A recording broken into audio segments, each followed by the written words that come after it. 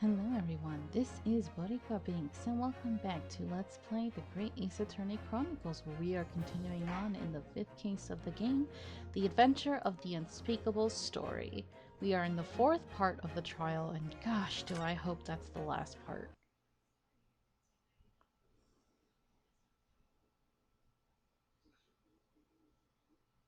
The moment of the shooting. While these ruffians were jostling with the broker, I was still near the entrance to the shop. When Winterbank threw Nosh over the counter, I felt a sharp pain in my arm. I pursued the man, but he shut himself in the storeroom. I could see him through the peephole in the door, though.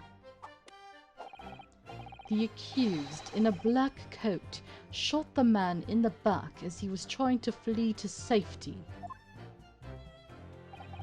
I saw the blood spatter all over that wretched girl. Then she tossed a gun out of the peephole, so I picked it up and made my escape. Oh, come on, what, you're just gonna pick up the gun and leave with it? Please.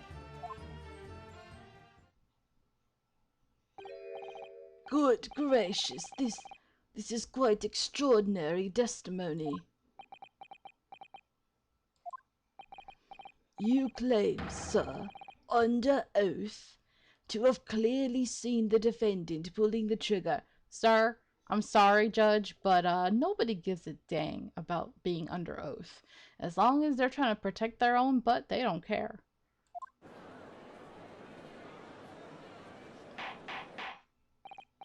Order, order, order! It wasn't my intention to testify in this way. But neither is it my intention to be found guilty of a murder I didn't commit. So you see, my hand has been forced. I tell the truth now as an act of self-preservation. Oh, he is so frickin' shady. Come on. The truth? You wouldn't know the truth if it came up and bit you square in the ass. Until now, the prosecution was completely unaware of these details. Yes, well, sorry about that. Uh-huh. You shady. Shady number 1 and shady number 2 over here. And those stupid brothers are 3 and 4. Having shot me in the arm, the pawnbroker was then shot in the back by the accused. And as I said, she was showered in his blood. That's inconvenient, the fact that he knows that she has blood on her jacket, which we know is probably from the murder in the omnibus. So that sucks that he knows that somehow. How did he find that out? That's a little strange. You say the blood spattered all over the accused's coat. Are you sure on that point? Oh yes, quite sure. All over the black overcoat that pickpocket girl was wearing at the time. Really? If her coat could somehow be shown to harbor vestiges of blood, that would be conclusive evidence here.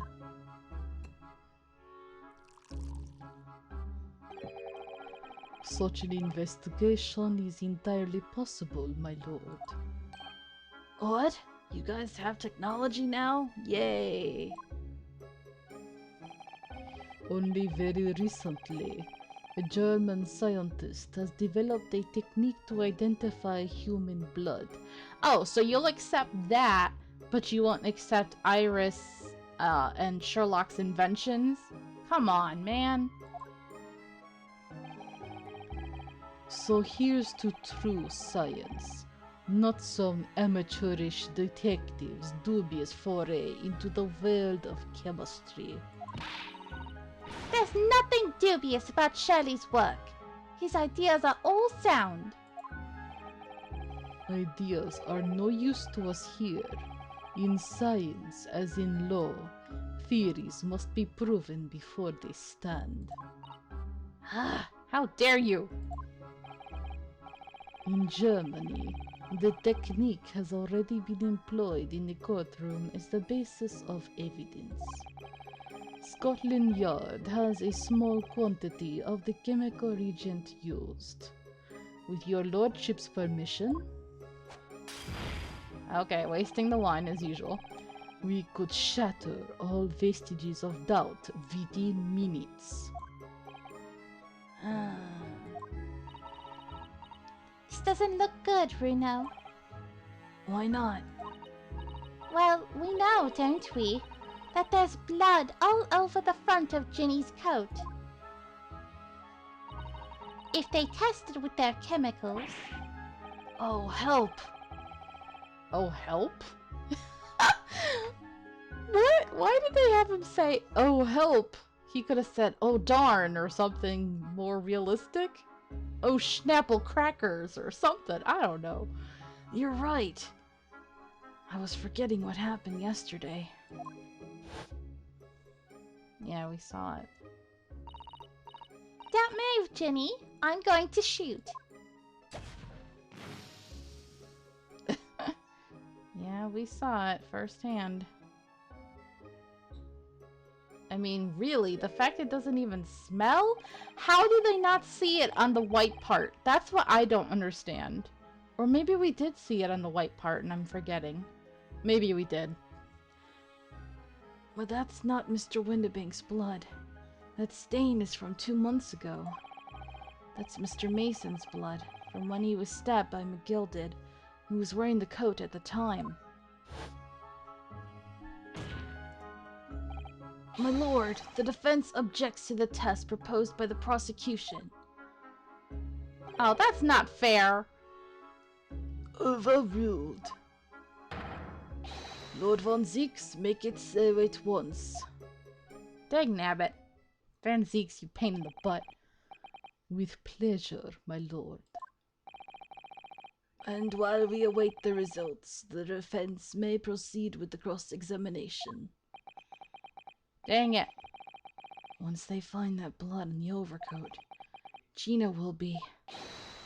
Counsel! Yes, my lord. Your cross-examination! Of course, my lord. If this cross-examination doesn't go well, if I don't manage to uncover some decisive evidence or a really compelling clue now, I have a very bad feeling about the outcome of this trial. Yikes. Dang it! Even though it's so obvious that he did it, it's like... Ugh. I hate this man. I hate him. You're becoming that typical Ace Attorney villain who just really becomes like a pain, like a thorn in your side that you don't even love to hate them. They're just super annoying. Although his dancing and all that does make me laugh, so I guess I'll forgive him for that. Maybe. Alright, let's do some pressing. Hold it! Mr. Windibank emerged from the storeroom, I believe.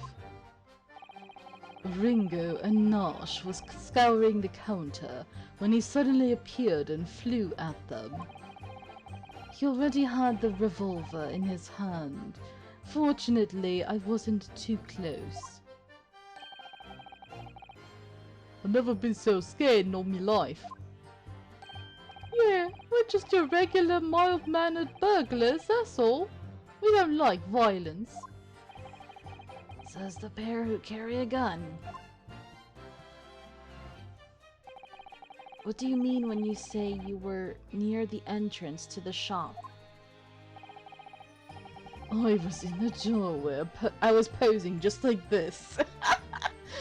Running my eyes over the shelves of forfeited items. Looking for the music box, of course. The broker went for Nash in the first place. Then Ringo joined in, making it 2 against 1. so I assumed they could handle the situation. But I was wrong.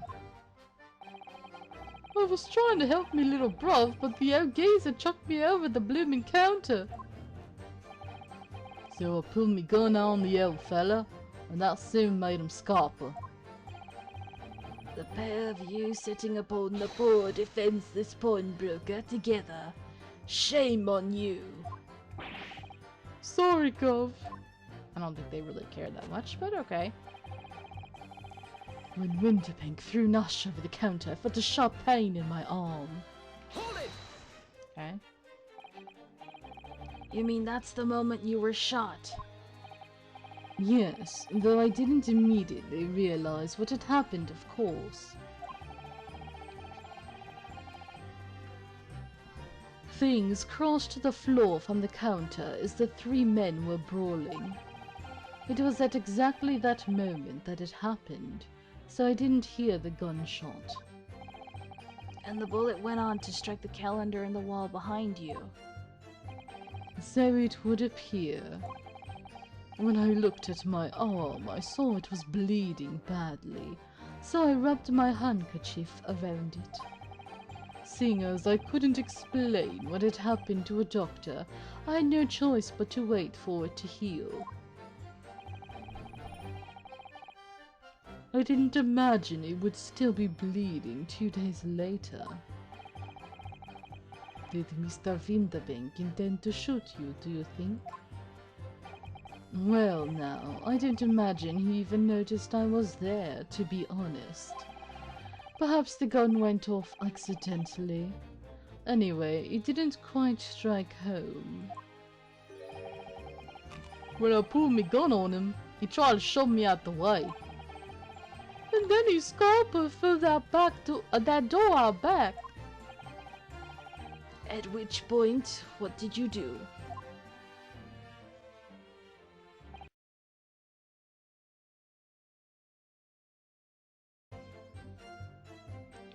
Did he say this before? I don't think so.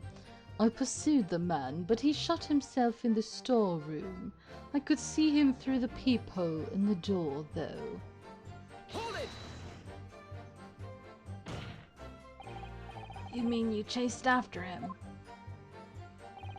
I don't recall the reason why, but I ran after him to the back of the shop. And what about this peephole in the door you mentioned? Well, unsurprisingly, the storeroom door was a solid job, made of stout wood.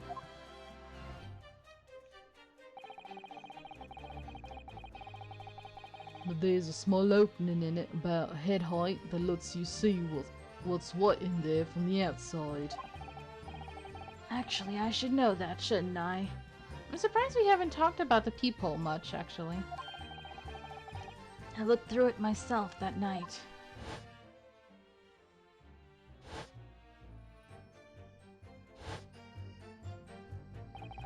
And what about you burgling brothers? Did you see what went on through this peephole as well? Not likely, Gov. Didn't say nothing of the sort, Gov. I doubt these two buffoons were even aware of the peephole's existence. So the Skulkin brothers were there, but they didn't see the killing of Mr. Winterbank take place. Inside the storeroom, I could see the broker and that young girl standing there. The defendant? Yes, though neither of them noticed that I was looking. The girl raised her gun and pointed it straight at the man. And then, what did you see next? Okay, the accused. I saw that. Hold it!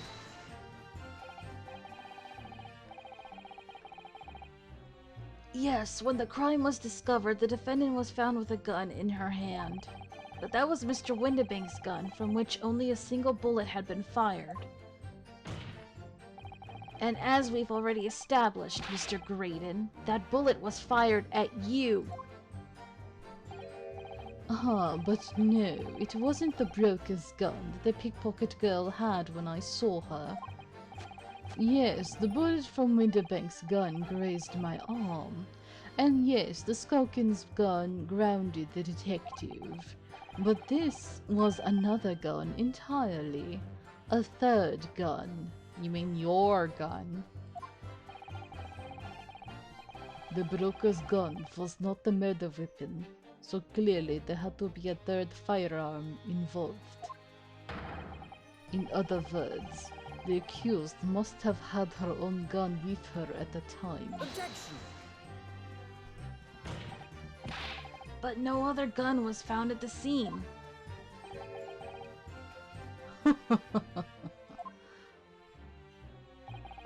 Calm yourself, counsel. Sorry? You must consider the events in order. At first I saw the broker and the girl glaring at each other, but then all of a sudden the broker turned to run. And it was at that moment that the little gutter rat shot him in the back. A chilling image, I must say.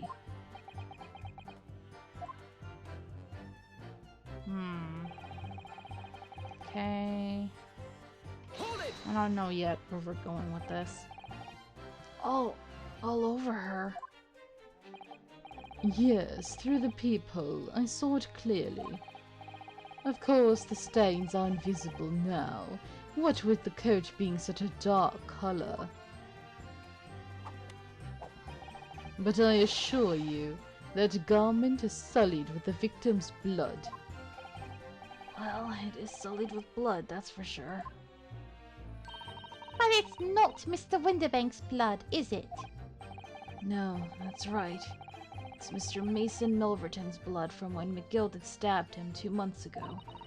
It's so annoying.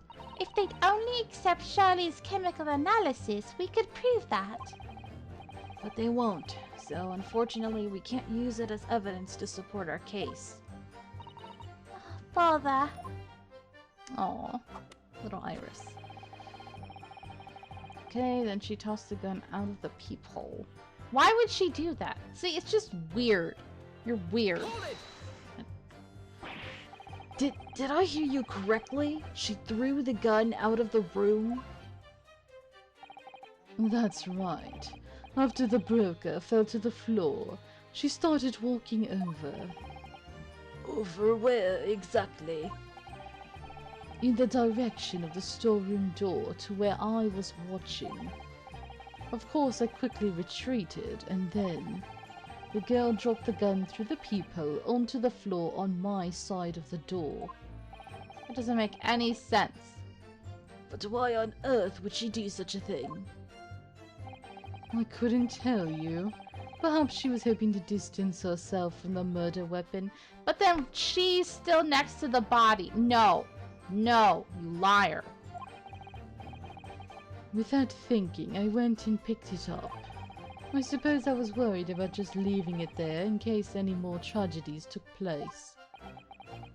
Yeah, come on. Tell me you're not listening to this either. So it was you, in fact, who took the third gun from the scene of the crime.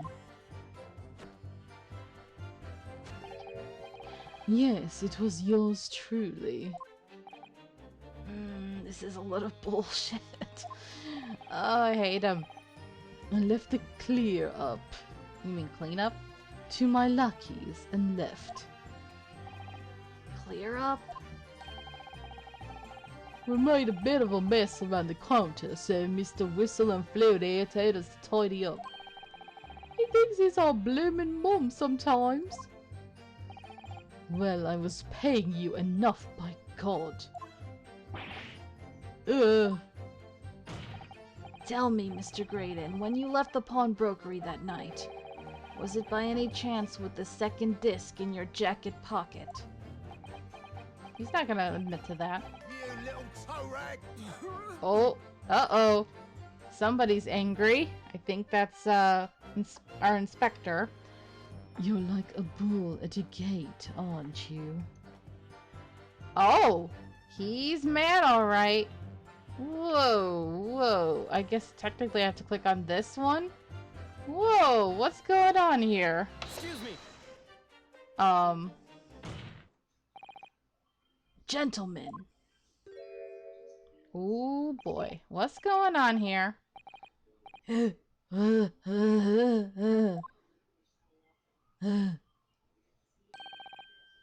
Something wrong, sunshine? Oh, come on, Greg said. You just did that in front of everybody. We ain't blind, you know. He's just acting like he didn't do nothing. That should be my line. You do realize you were just violently shaking Mr. Skulkin out of nowhere? Blimey, this D's a bit of a hooligan, ain't he? What was going on just now? You saw him? He grabbed me whistle. Why the blazes, he said. Didn't you mention the third gun when we got you down the station? And why didn't you? 'Cause we didn't know nothing about it. All that flaming peephole in the door. Sorry about that. You seem extra angry earlier, and now you're like, nonchalant. Gregson, what the hell? You were like the shadiest cop, man. I can be prone to losing my rag sometimes. Not hurt, are you? God blimey, see the way he's looking at me? I'm telling you that this D gives me the willies, like he'd kill me if he had his way. Damn. That was strange. The inspector doesn't normally get quite as worked up as that. He wouldn't normally grab someone. No, that wasn't like Grexy at all. He's normally all sweetness and life, no matter what I say to him. No, you're a different case, honey. Yes, well, I think you might be a special case, Iris. Well, anyway, that was definitely out of character. Now he's back to eating his stuff. Okay. Okay. Well. Oh, I guess that's all we could have done. My lord! Requesting your lordship's permission to interrupt the cross-examination. Explain yourself, officer. I have the results of the test that was ordered earlier, my lord. Ah, the blood on the accused's overcoat. Thank you, officer. Very well. The cross-examination is hereby temporarily suspended. I presume you have no objection, counsel? No, my lord. Ah, shoot. We're in trouble. Gregson got it. Well, there you have it.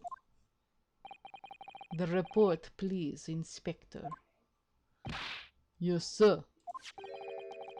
Traces of human blood were found on the overcoat of the defendant, Miss Gina Lestrade. From the extent of the stains, it would appear that they were the result of spattering following a gunshot wound. Gunshot wound? But that's... no. It was spattering following a stabbing, right? Didn't he stab... McGill did stab Mason? End of report. Goodness me. Ah. That's a new one. How many freaking animations did this man get? See? What did I tell you? I think you're like figure skating or something. No, the blood on that coat is not Mr. Windibank's. What on earth makes you say that, counsel?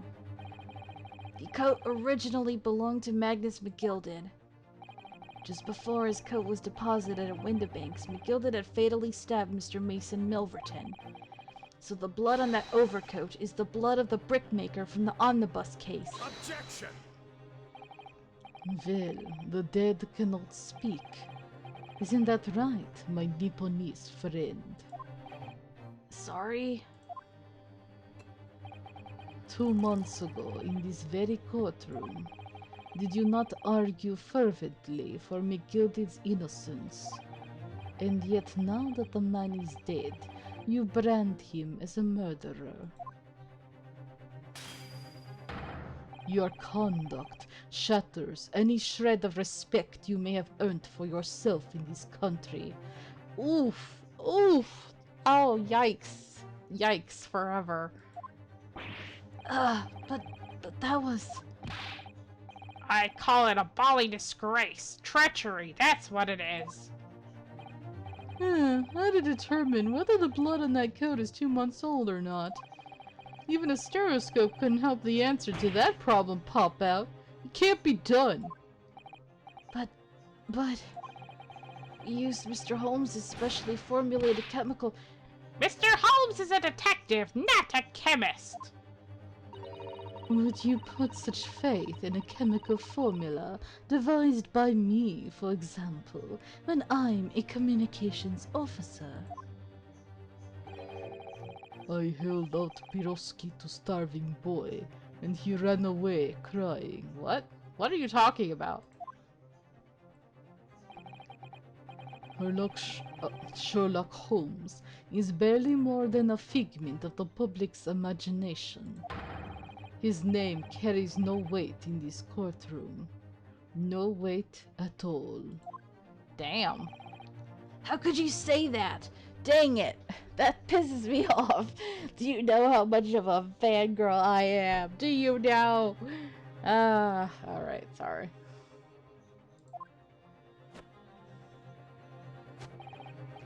Victory is sweet indeed.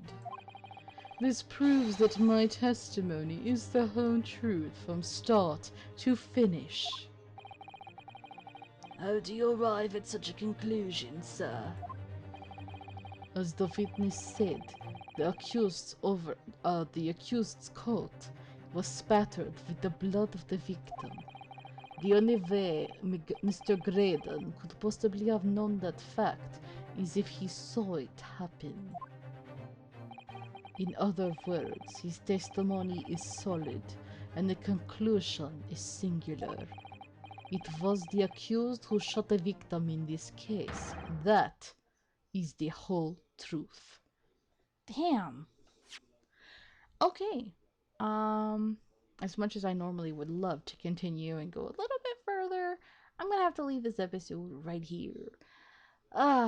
Man, I don't know how we're gonna get out of this one. This is not good.